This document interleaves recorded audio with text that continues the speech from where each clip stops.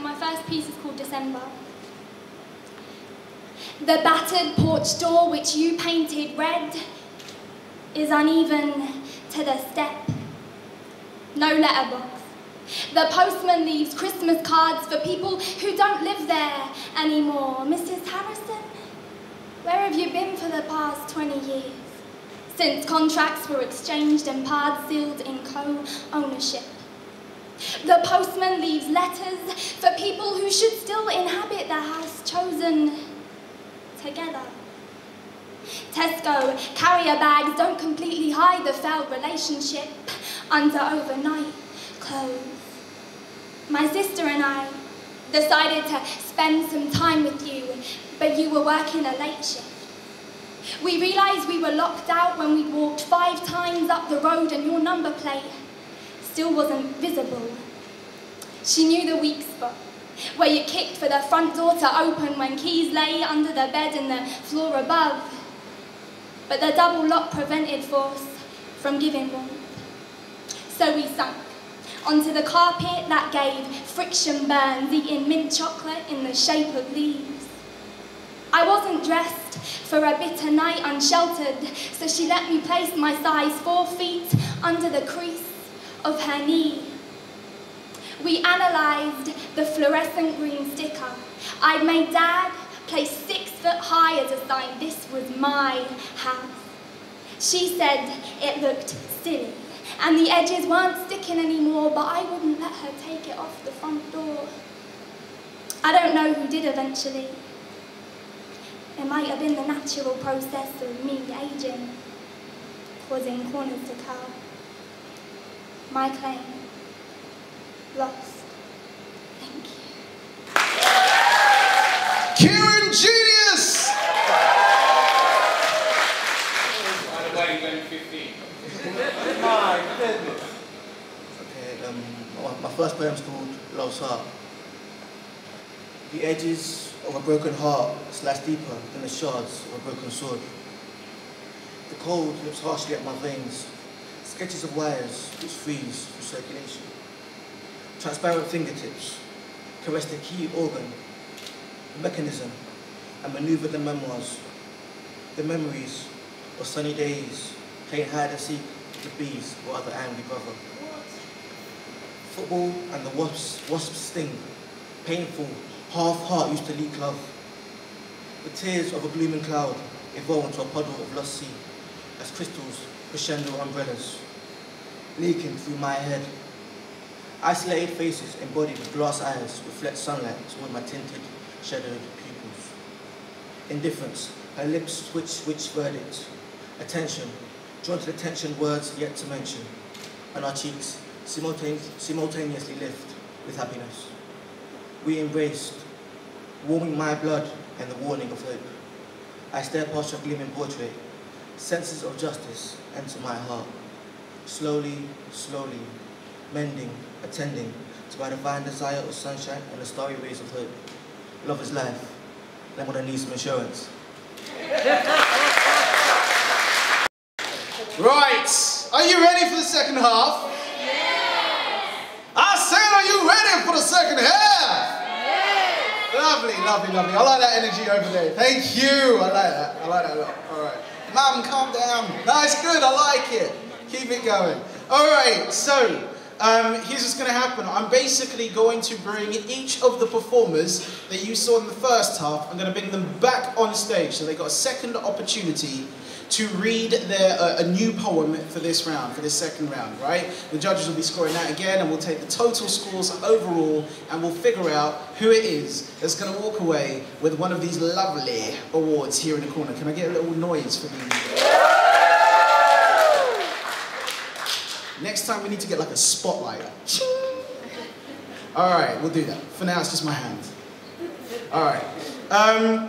So, without further ado, let's do this. What's going to happen is, I'm going to run this now in reverse order. Oh no, not the reverse order trick. Oh yes, the reverse order trick. The dastardly plan. Alright. So basically, everyone that you saw in the first half, we're going to run that again, just backwards.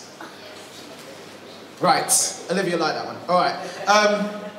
So, if you were keeping note, the first person to make their way to the stage right now is, and remember, make some noise, Kieran Genius! My second poem is called Metaphorically Speaking.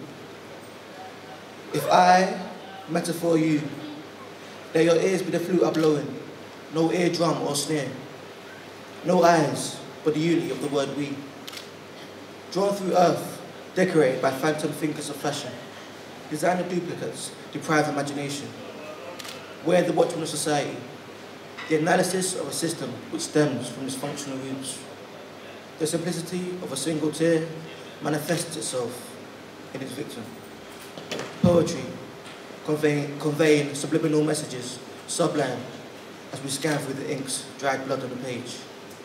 Picasso, I distort the dictionary's canvas, creating syllables molded to keep gestures immobilized.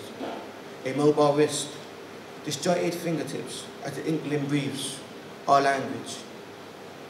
As puppeteers, we control our stringy vocals, our cord to communication.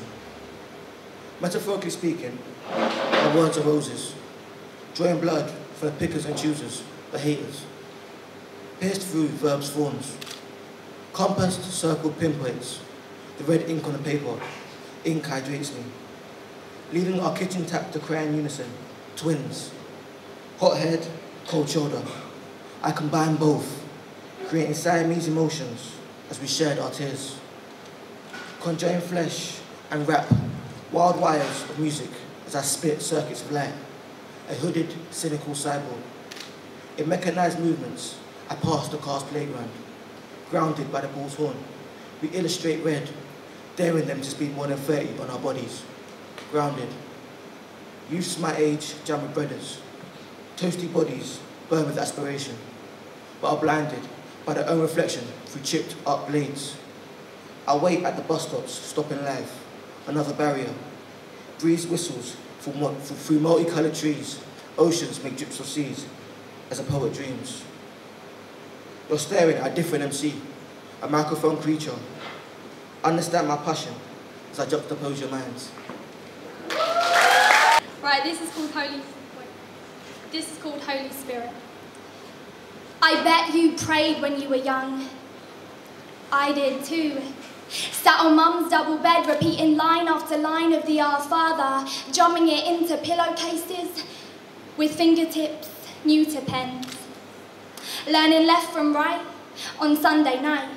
Mrs. Turlier told us she'd be checking our sign of the cross on Monday morning, so I practiced. In the name of the Father, Son, left, right. Father, Son, left, right. Trigonometry homework was to follow when Mum would have to admit she didn't know everything. But now her Irish voice could teach me. It's hard to say when it became lodged in memory, but now prompts aren't needed and Holy Spirit guides hands without forced thoughts. I bet you prayed when you were young. I did too. Sometimes I try it now, but it feels unnatural, like I'm trying to lip sync with everyone who truly believes, but I want to believe. So I kneel and light candles in place of tears for hope our Father hears and cares enough to heal.